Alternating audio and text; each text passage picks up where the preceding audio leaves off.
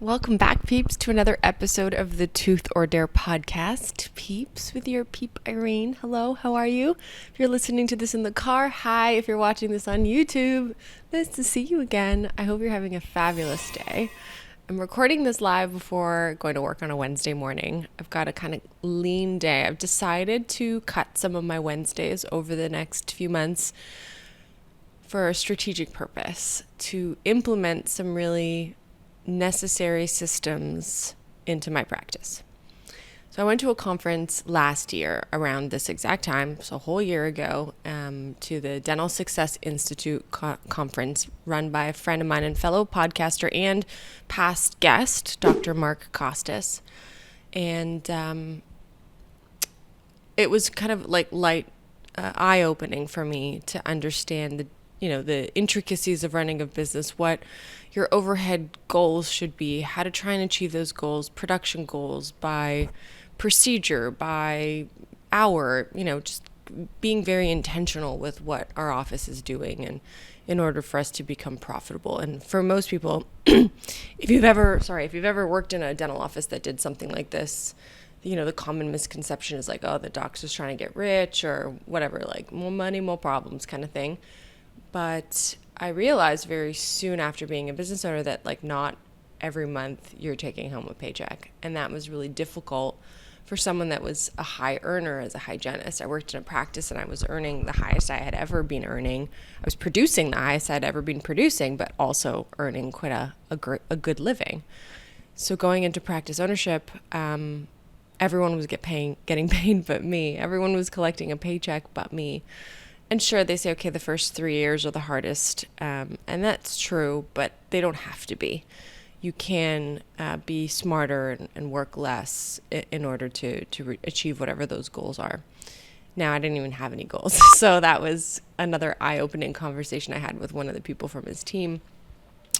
And, we sat down, accountant, CFO, me, and this person, and we sat down and we talked numbers and we talked, what's working, what's not working, what needs to change. And I very quickly realized that I was just, kind of letting things go and people doing whatever they wanted to do. And there were no real goals or targets. And then a year went by and there were still no real goals and targets. I had a couple of changes in office managers, things that didn't work out, team members didn't work out. And then here I am again a year later at the same conference. So I unfortunately need to be the implementer. So I realized that I need to cut some of my patients. Today I have one patient. I'm going to go to the office same time, but there's just a few things that I need to do. I need some more systemization. And maybe next year when we go back to the conference, we might join their group and get them to really help us out with that systemization side, because there's hundreds of people that use them, thousands probably. And they're all doing pretty well with overhead in the 40s and 50s. Production in the millions. So maybe baby steps. Anyway, so that's what's happening today. I'm recording this before going to work. This is part 2 with Dr. Brian Baliwas. Cool guy, cool friend. The uncovered episode that we thought went missing. And in part 2 of this episode, he kind of talks about his practice, his morning rituals. So I asked him some deep questions about his life, and I think if you don't follow him already on Instagram, I think you will after this. He's just a really down-to-earth guy, and might seem a little controversial on Instagram here and there, but he does it with a good heart. I am a firm believer. But anyhow, enjoy this episode. This episode was really fun. So anyways, I'll catch you guys next week, or I'm going to spoiler it. I think we talked about it in this episode. I don't remember if it was this one or part 1, or if it was off camera, but we were talking about Brian has a friend. His name is Chris, and he was on The Bachelor, and he's on the episode next week. So anyways, I'm just going to leave this little tidbit there. We'll see you next week. Bye. Peace out, peeps.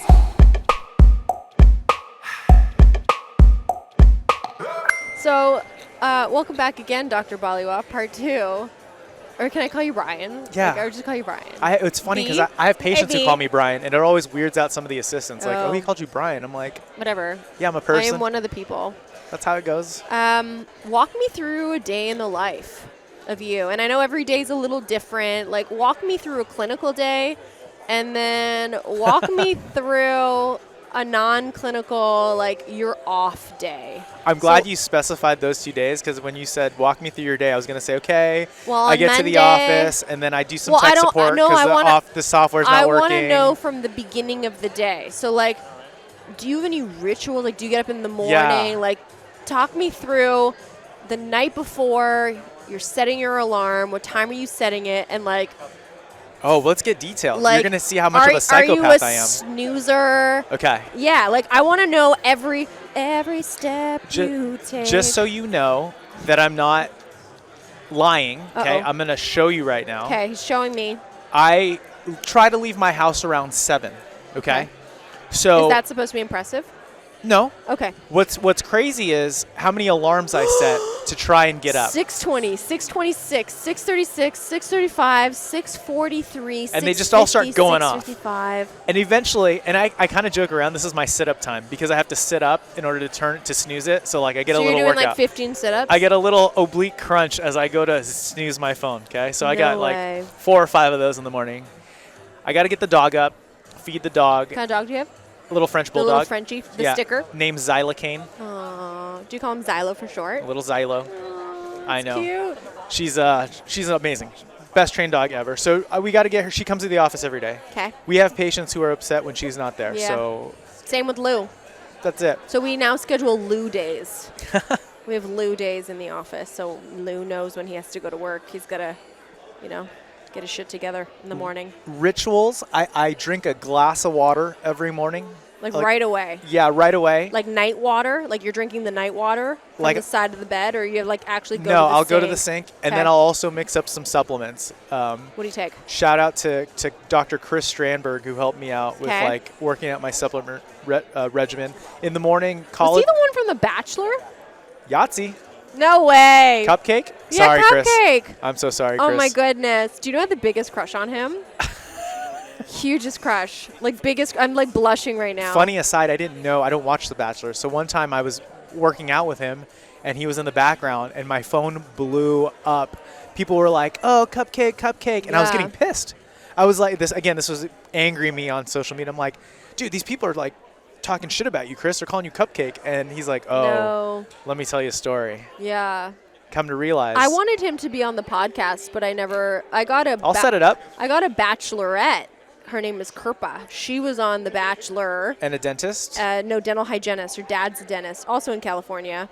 And she was on the podcast. We talked about her Bachelor experience. But I had to have a producer from Warner Brothers on the podcast the entire time. It was like Big Brother was watching. And they would just like unmute themselves and be like, please edit that out. And I'm like, okay. So that would be cool. Small plug for Chris. I think he'd be a great interview to talk about just dentistry. You know how they gave that statistic today that like 50% of dentists kind of regret going into dental. Did he? I don't know. I'm going to let him kind of speak on that. He still practices, but I think it would just be a good conversation. Will you be my co-host on it? Yeah, so I'll try and convince him to come on. Co-host it with me. Maybe he'll feel more comfortable. Chris, sorry for calling you out on this platform, but oh my gosh, you have a lot to teach people. Anyway, cool. He helped me lock down my supplements, collagen peptides, a little bit of creatine in the morning. That's why you have flawless skin. Maybe. Yeah. Maybe. So that's it. Creatine in the morning, build those muscles up. I'm not a big breakfast person. Okay. So I head straight to the office. I drive to the office. No coffee? No, because my hand, I can work with it, but my hand kind of gets a little jittery. No way. And I just don't like the impression that leaves my patients when I'm doing something. Got it. So. Okay, so no coffee. Did you always not drink coffee? Yeah, I enjoy coffee because of the taste. You saw me drinking some earlier. Yeah. That's because I think it tastes good. Yeah. Not because I need it. Right. Cool. And no one here is looking at your hands getting jittery. Yeah. So you get to the office. Are you the first one there? Or are you like rolling in as people are still setting up? It depends on what I have to do and how much I have to prepare for the day. Average day. Average day, it's tough to beat Linny. Linny's an assistant who comes in regularly, really early to set up for the day. So it's really tough to get her in. Sometimes I'm second, sometimes I'm third. Our office manager comes in pretty early as well. Okay. And then what does that morning look like? Like, do you guys do a huddle? Yeah, so on my own, I like to review the day, just double check that the schedule is didn't change overnight. Yeah. Change out, make sure Xylo has water for the day. I know that's an important one. And then I just kind of walk around and just observe the office. Does Xylo just like roam free? You know, she used to be just up front. Now she's starting to roam free because she's so well behaved. She doesn't just sit right next to you the entire time? No, she'll sit on patients' laps if they request her. But no, she kind of wanders. She's fine. She's usually out in the sun somewhere in one of our expansion ops. But cute. Yeah, so that's there. And then I prepare for huddle. Yeah. So we huddle every 7:45. Yep. And prepare for the day. Like, just get everything going. And then our first patient's at 8. Cool. When do you write your chart notes? Do you write them like throughout the day, or do you like between patients? Throughout the day. Yeah. I practice a little differently. I don't see a ton of patients.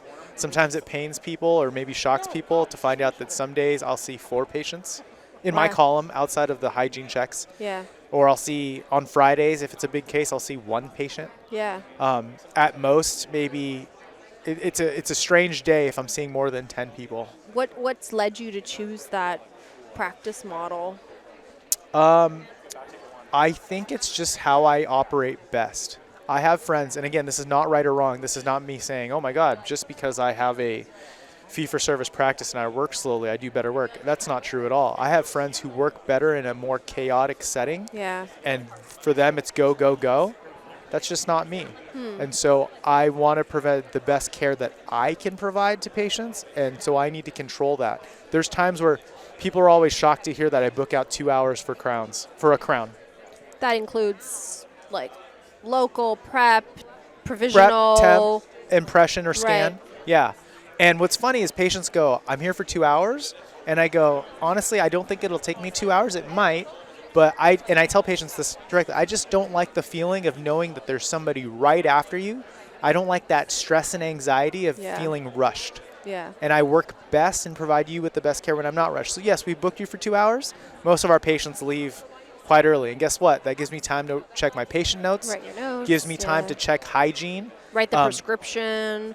Yeah. Take a good shade. And there's been we've been working on some office flow issues, so it's gone up. But I would say the average wait time for my hygienist when they buzz is less than a minute. Yeah. If not immediately. That's great. But it's because of how I practice. Yeah. As a hygienist, I can say that every dentist that I've worked with, I've always had to like figure out what their flow is. So I would like buzz in knowing that they would be 10, 15, even 20 minutes. Like sometimes I would buzz at the beginning of the appointment, just like hoping that within the next 45 to 50 minutes, like they would show up. Or we'd have to move patients to another op. Like I'd have to like flip them to the consult room, and then hopefully someone can take good chart notes of what was said because I'm already with another patient. So I respect that immensely. That's not what we're about. Yeah. And again, that's just, well, I'll talk about this a little tomorrow during my lecture, but we're really big on service. And that, in my mind, again, this is not me commenting on everybody else's practice, but in our practice, it helps me out more than it helps the patient or our hygienist to be late. Yeah. So I have a responsibility to them and their schedules. Yeah. So the question that I'm sure a lot of people are asking is overhead. So if that, extended chair time, I don't know how much you bill per hour or what your math works out to. I mean, it sounds like you have another associate and like a bunch of team members. But how does that work on the like setting goals and targets for the day? There's definitely a trade-off, and we still have a lot of room to grow. So one of the things that tackles one of the ends of overhead is increasing your production. So that's one way to tackle it. I think we do a little bit more in production. We also have higher fees than the average, and that's okay. Yeah. But the other aspect of this is how much of that feeds into your happiness. Now, if it was all about money.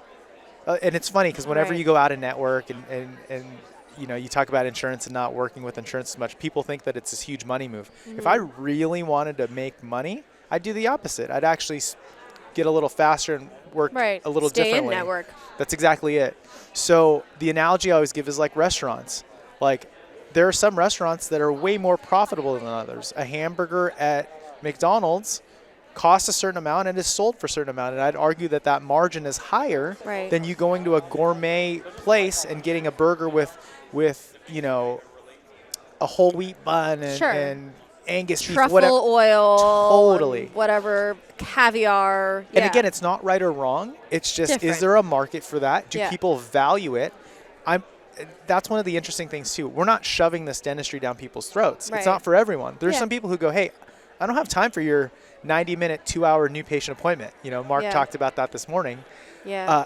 That's okay. Yeah. We tell people all the time, we're not the dentist for everyone. We totally respect I the love fact that. that you're busy. Yeah. Can we make some suggestions? Because I do have some friends who are excellent dentists who work better in that workflow. Yeah. Let's get you in their office. Yeah. It doesn't have to be us. So yes, overhead can be an issue, but you just factor that in. Mm-hmm. One of the things I don't like is being trapped by that, right? Like I like kind of pushing the envelope. You want to offer extra services that may cost more. How do we make up for that? Can we have some savings elsewhere, Right. or can we charge for that? Yeah. Yeah, I like that. So we do something similar. I mean, not quite 2 hours for a crown pet, but we're at like, I don't know, an hour and 40 minutes-ish. Our new patient exams are 70 minutes. They're only with the dentist in the dentist column. And then hygiene also has a 70-minute new patient hygiene. So, and normally we try and keep those separate.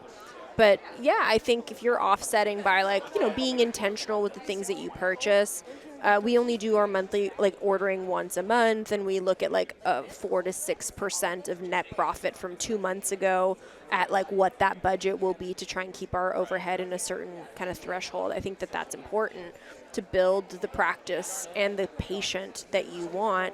And the patients that come to you, you're hoping that those are the ones that refer more people like them. So you don't have to explain this to so many people. Totally. Okay, so you've done your whole day. You sound like you get to go home and you're not completely broken. Yeah, your neck and your back are not falling apart. Do you wear loops? I do wear loops. What are And you by the way, wearing? I do get a lunch. Okay. It sounds like you would get a lunch. Yeah. What do you eat for lunch? Curious. You're keto, right? I'm keto these days. Keto-ish. Kind of off and on. Yeah. These days I've been eating a lot of cheese and bone broth. It's not exciting. Do you make your bone broth, or do you get it? No, made? I wish I don't have time for that. I buy Man, it. it's a crock pot, man. It's a crock pot for 3 days. I'll try Just it. Let it on simmer. Don't get me wrong. I'll try. Look, I started making my own biltong or beef jerky. Okay. Awesome, tastes great. Time. But for the amount of time that I'm using, I'm like, this really comes out to about the same cost as me buying it. Right. So I've been trying to be more efficient. But that's what I have for lunch. So you have some cheese and a little mini charcuterie If I'm being board. bad, I'll do what Adam does. We'll go off to this Mexican restaurant around the Okay. block and have some burritos. And by Mexican, he means Chipotle. Oh, God, no. No. There's this really awesome little taqueria hole in the wall that serves up a mean burrito. Okay. And then, what time do you go home? Day ends at 5. I'm usually there for another hour or so. Early days, Adam and I used to be there really late working on systems. Now Yeah. I'm pretty good about doing that stuff at home if I can. Yeah. I'm usually out of the office at 6 to go pick up Mandy, who works in community health. Go pick her up and then Who's head Mandy? home. My fiance. Okay. Yeah, so she's works in community health, does endo for a bunch of Denti-Cal, Medicaid, government-assisted Okay. patients, and then she's starting at Rutgers next year. Cool. Yeah. Very cool. You asked about loops. Yes, Yeah. I use loops. I use, it's actually interesting. I use Q Optics. Adam uses Q Optics. We're really stoked on that. So our entire office is actually getting outfitted with that. No way. We're getting Nice. we're getting loops for the assistants as well. Oh, wow. Because we want to get rid of those dreaded overhead lights. Uh-oh. Okay, so I tried this. Ooh, I would love your feedback. Okay, so the problem with assistants wearing loops is that they move around a lot. So my assistant was wearing loops. We did a trial, whatever Designs for Vision does, a 30-day thing. So we had her measured, we got her the loops, and she was turning around to get composite, to get etch. To get what? Composite. What's Oh, that? did you not see my tweet the other I day? saw it. Composite. Oh, composite. I even said that on the tweet. I was like, in Canada we say composite. In the Americas we do composite. Do you guys do amalgam? No, shut up, idiot.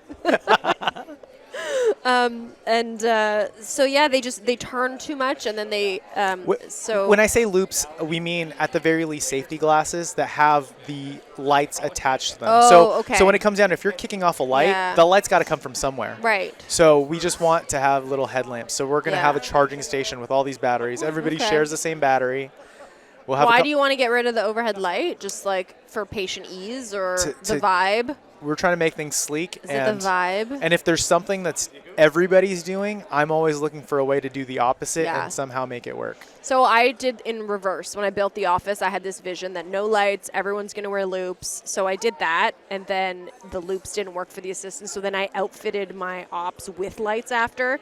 Can I tell you how expensive that is? Yeah. It's so much more expensive to retrofit after than it is to do it in the moment. So then three Sirona Intego freaking magical lights went in afterwards, but it was that like the movement back and forth. So I encourage them to do it if you can do a trial, just in case. But I mean, our goal is to make our office not feel like a dental office. And it's hard to do. I mean, I tried to with the concrete and the exposed beams and bricks and the chairs that look like dental chairs but don't quite look like dental chairs. It's a struggle. Cool. And then home life. Let's quickly go to a home. Once you're home, and if you have a day off. We've been cooking a lot more at home. Yeah. If you guys follow my posts, sometimes you do bad day sushi. So if I or Mandy have had a bad day and we don't feel like cooking, we'll order some sushi or go get sushi. But we try to cook at home, and we've got a pretty good system where I cook and then Mandy eats. She does eat and then cleans afterwards. Oh, okay. Well, that's like an unwritten rule, right? Like the whoever cook cooks, shouldn't clean. Yeah. So do that, and then I try to wind down, and I think that's one of the big struggles for me is I've come to learn that I need transitions in my life. So even when we're scheduling, my block schedule, it's hard for me to go from like a surgery and then all of a sudden to a new patient exam. It's just not the same mentality, when I'm go. So we're trying to structure things so that I have less transitions. So when I'm at work and I'm trying to transition to home, I think that's why when Mandy's trying to talk to me about dental or a crazy case she has, I'm kind of like, oh my God, like I really don't want to talk dental right now, or I'm trying to transition out of it. I don't know. I haven't really figured that out yet. I've looked into some meditation, maybe some new calm, something that like helps me with that. But I try to transition into home, and that's when I usually answer emails, work on different projects. Can we just take a moment to break that down? I try to transition to be home, so then I answer emails. Yes. When I say home, I mean like not dental office. Yeah. But the emails are dental. Sometimes, yeah. They're probably like meeting organizers or like we talked about please this. Sign the speaker agreement or like all of those things. In my binder, one of the first things I wrote down is Irene convincing me that I need an assistant. Holly, if you're listening to this, I love you so deeply in my soul and my heart. Holly's my assistant. She's amazing. So you need that. You do need that. We can do a whole episode on assistants and stuff. And Holly wants to do a couple of episodes too to talk about like our workflows. Yeah. And how a non-dental person now is able to navigate my life being a dental person. Well, it would free up a lot of time, right? I mean, I could hop on the Peloton sooner. I just bought a set of kettlebells. Wow. I know. I had to give up my gym membership after COVID, and I just didn't think it was worth it to go back. Yeah. So I'm trying to do at-home workouts. I got a pull-up bar now. Oh, wow. Can you do one? Ouch. I have a pull-up bar. Yes, I can do a pull-up. I can do a pull-up. I mean, I wasn't I need the noob. assisted pull-up machine at the gym, like where you like counterweight it. And I like I have like a notebook that I write my exercises and stuff in, so that like it keeps me accountable of stuff. And then I like tech off like an extra 5 pounds, and I'm like, oh my God, I'm 5 pounds stronger pulling my own fat body weight. I put up this pull-up bar, and it's one of those ones that hangs in the doorway. Oh, okay. And I'm about to do a pull-up. Mandy's like, wait, hold on. Like, can that support your weight? And I'm like, ouch again. Like, I'm just getting grilled. Yes, it's called physics, darling. But that's kind of it. I mean, how do you feel about technology on a day off? So let's say it's a Saturday. Do you work weekends? I do not. Okay, so weekends, Saturday, Sunday. Mandy's off. You're off. We try to hang out and do something fun. We'll go kayaking. We'll go rock climbing. That's kind of one of our big things that we've been doing. Like on real rocks or like in a gym? Indoor. Okay. Yeah. Like I'm not that hardcore. I was like, I'm like envisioning to you like scaling the side of like a mountain. I'm like, shit, this guy's legit. He's got a pull-up bar and a Peloton. And he climbs mountains. No. Did you not pick up? Like I'm all about pretend sports. So like I'm not into biking. I'm into Pelotoning. I'm not into mountain climbing. I climb plastic things with little handholds put on them. Like I'm just like a pretend athlete. Okay. So That's better than not an athlete at all. yeah, and we try to hang out with friends Do you still think about work? all the time. And I think that's what I tell people. You know, when you're a dentist, you're an associate, and you're stressed, you're trying to be an owner, you're like, I don't want these stresses. Well, you get a whole new set of stresses, right? Because you're responsible. You're responsible for your patients, but you're also responsible for your team and making sure they're taken care of. It's just a whole nother set of things. And you know, even the space. If there's a flood at the office. Oh, my God. One time there was a flood, and Adam had to go in there, cleaned it all up.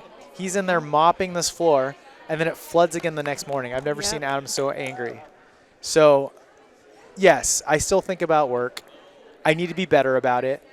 But I also feel like I'm hitting my stride right now. I'm like coming on to 9 years of like being a dentist, and I feel pretty comfortable in my care, in my abilities and whatnot. And so I'm trying to milk this while I'm feeling it. You know what I mean? Milk it.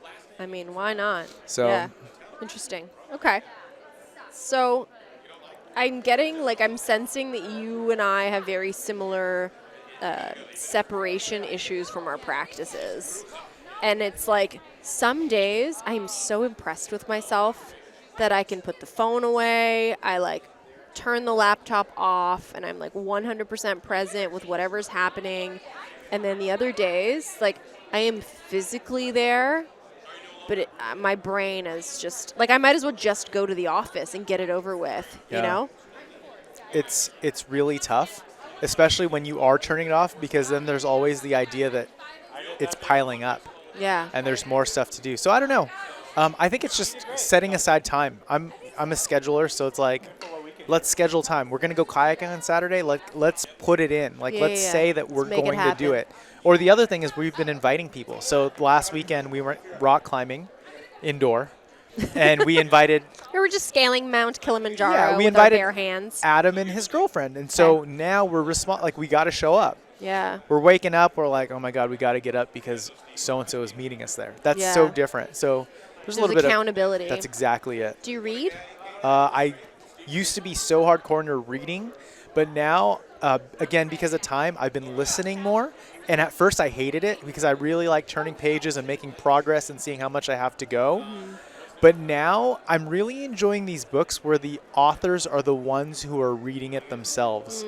Because every now and then, if you're an audiobook person, you know that they'll go off script and they'll give like a little example. Or that Matthew McConaughey book that I was telling you about, his voice is just... I know, but he's an actor. I've listened to some catastrophic fails of authors trying to read their own books. Yeah. And like you can tell that they are not the person that should be on the mic. Understood. But like I like when they read the preface or, you know, a couple of clips here and there, but when they start reading the book, it's like some of them are pretty monotone. Yeah.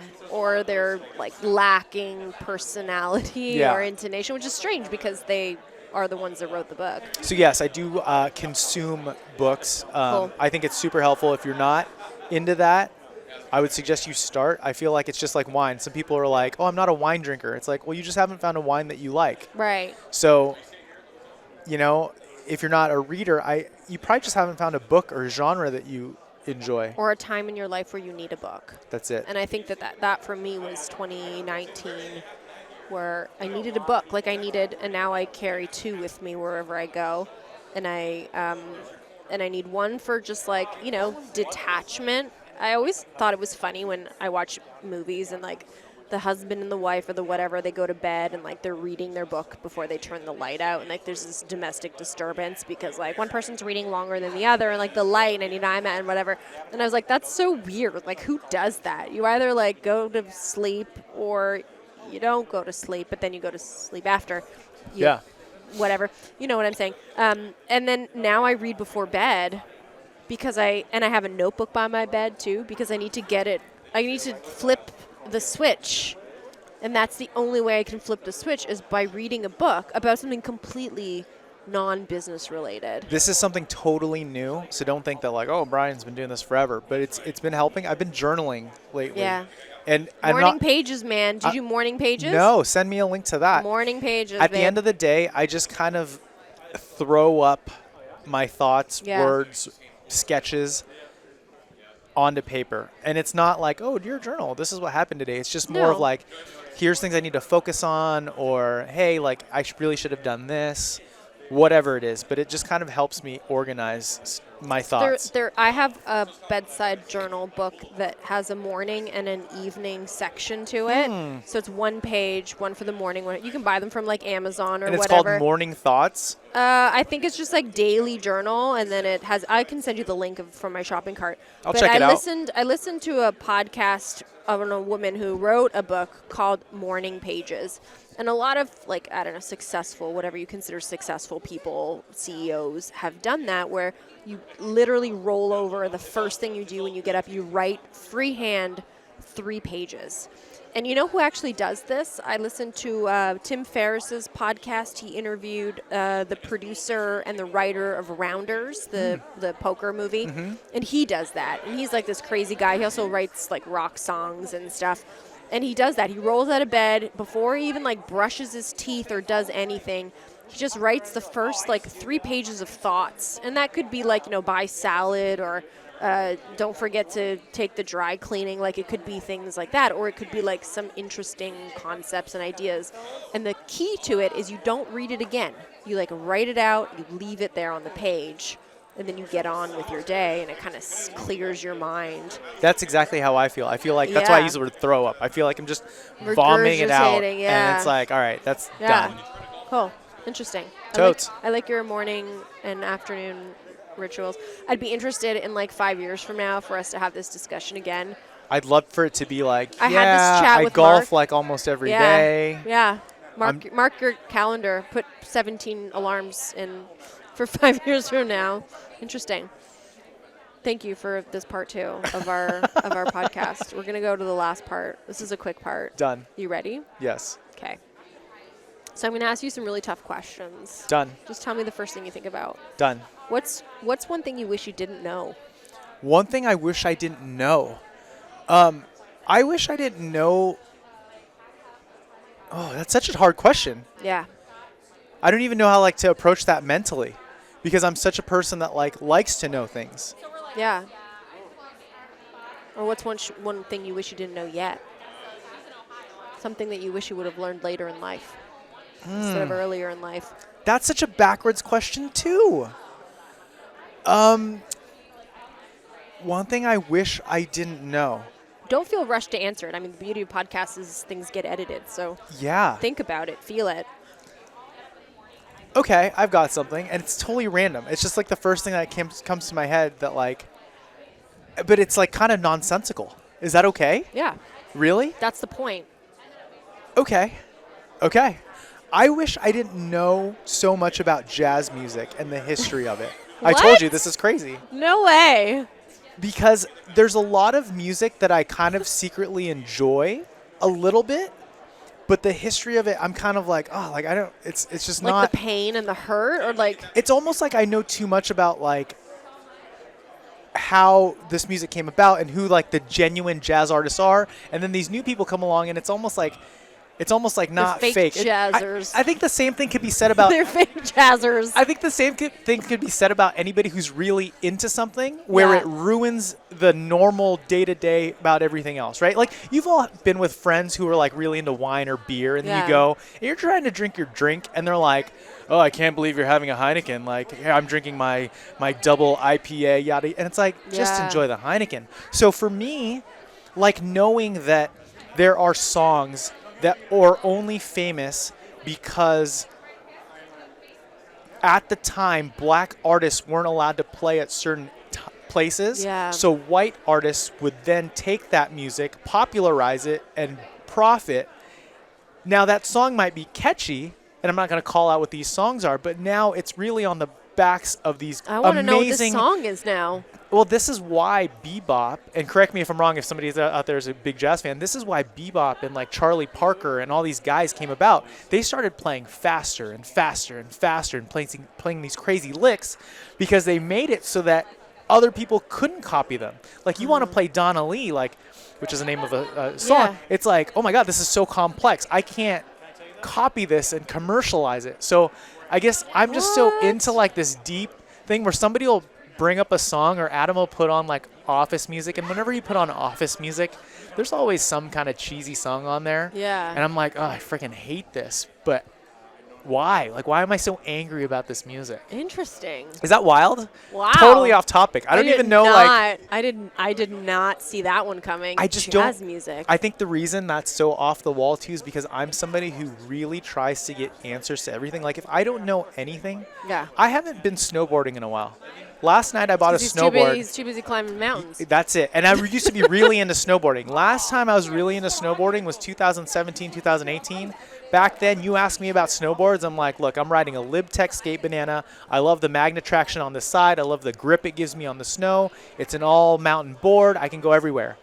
Yesterday, I'm like, okay, I need to buy a new snowboard because, long story short, I don't have mine anymore. It got lost. You Whatever. lost your lip banana? Damn. My LibTech Skate This Banana. lip skate So banana. now here I am. Fuck. Here I am. I'm about to go buy something. I look this up, and I'm kind of like, I can't buy a Everything's snowboard until I different. know everything there is to know about the different bindings, the different. So for me, I'm such a sponge for knowledge that when you say, what do you wish you didn't know? I don't even know how to approach that because I kind of want to know I think everything. You did great. Do you believe in bucket lists? I do not. I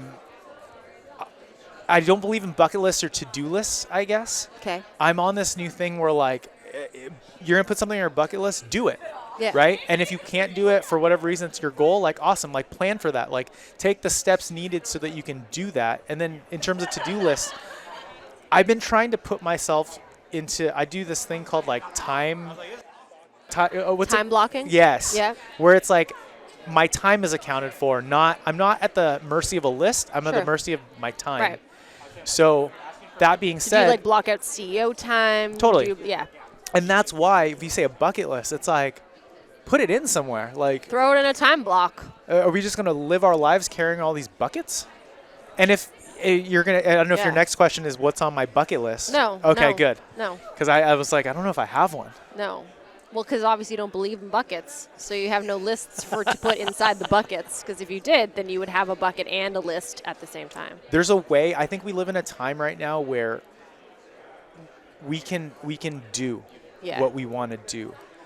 And yes, we might not be. You can. Not everyone can. There's a means for everyone to try and find a way to do what like, look, my journey to doing something may be harder than everybody else's, but that's true for everyone. There's always going to be somebody who has it easier Yeah. and has it harder. But if it's truly something that You'll is figure it important out. enough for you to put on a list that you call a bucket list, that when you complete it, it will make you happy. Like, man, like, it's less of a bucket list goal and more of just a goal. Yeah. Like, what are you doing in your life to achieve it? Yeah. Cool. One last question. Let's hear it. If you could go back and tell your younger version of yourself, I mean, you've been practicing for 9 years. Yeah. So let's take it back to 15. So if you can go back and have a chat like this on the mic, you got 5 minutes to have this profound conversation with your 15-year-old younger self. What would you Am I say? 15 at the time or 15 years ago? 15 years ago and Ooh. you today. So, like, you're not I'm gonna that break- young that you can, like, buy Bitcoin earlier. I mean, you could buy Bitcoin. I mean, I would buy Bitcoin earlier. You know what? I'd buy less Dogecoin and Shiba Inu coin, or whatever the hell the one it was. I'm going to pretend like you said 15 because that's where I would want to go. 15 You years give me, young? Yeah. Okay, that's where your mind went, so I feel like you should answer that. It is. Okay. And it's funny because even if you told me that my option was to buy Bitcoin or to do It wouldn't all be this money. stuff, I don't think so. One thing that's always weighed on me is I would go back to my 15-year-old self and tell myself not to be so mean to people. Aww. And it's weird. It's kind of like cyclical because I remember the times in high school early on, even elementary school, where, I wasn't the biggest person, not to play that cliche, but I was the last picked in math. I wasn't very good. I wasn't very athletic. Who would have seen that coming now? He's so athletic now with I'm his not- bikes with and my his fake- snowboards that- and his my fake climbing. deep sea diving and his climbing and his canoeing, kayaking. What No. are you, whitewater rafting? I mean, I didn't start working out until I was in college. I mean, if you asked me to do a bench press, as a freshman in college, I couldn't do it. That wasn't something that I did. I was just this little skinny kid. And what's weird is like, I almost took that, at least this is my explanation for it. I don't know if it's true. Maybe I was just a jerk at the time. And I almost bullied people, not physically, but like because my defense mechanism has always been to just smart. make fun of somebody else. Like, oh, you're going to make fun of me? Let me deflect it and make fun of somebody else. And then I look back at all the people in high school, even dental school a little bit, where that was my defense mechanism, and it was really mean. And it makes me feel terrible. And you could tell me right now, and I wish you could feel how honest I'm being with this. You can tell me right now to choose between like all these riches and being able to just apologize to people and to these people and be okay with it. And I've actually tried reaching out to some of these people I can't even reach. Like I'm 40. Like some of these people don't have social media. God forbid, like did something happen to them? Like am I just like, I feel so terrible about that that's what I would do. I would tell myself to like, look, there's mean people in the world. You don't have to be one of them. Wow. Interesting. Yeah. That's as a person that got bullied a lot, like I was the tallest kid. I used to stand next to James Chu, who's like the tallest Asian kid and tallest kid in my class. And they would like make fun of me for being tall, and I didn't grow into my features. But fun story, and this is not a me thing, but I saw one of those bullies like not that long ago. Nick, if you're listening to this,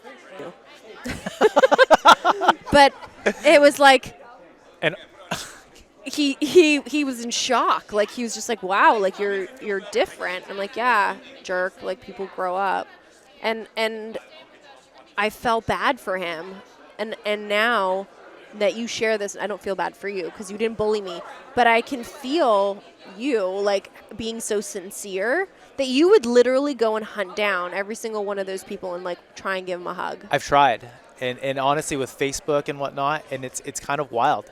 And I'm sure there have been people who've witnessed that action and now look back and go, wow, that guy was kind of mean. And that's even a shitty feeling, right?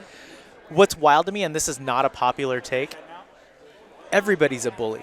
Like, yes, you can say that the bigger, stronger people are bullies, but in the end, the bullying is cyclical. So, like, you bully somebody, that person ends up either bullying themselves in the sense of self-harm, or, God forbid, I don't want to get into this political aspect of what happens at schools and this. Like, I just feel terrible about it. I honestly do. And to know that I was part of that and that I was like, and if you look back at me in high school, you look at my photo, you're like, that kid?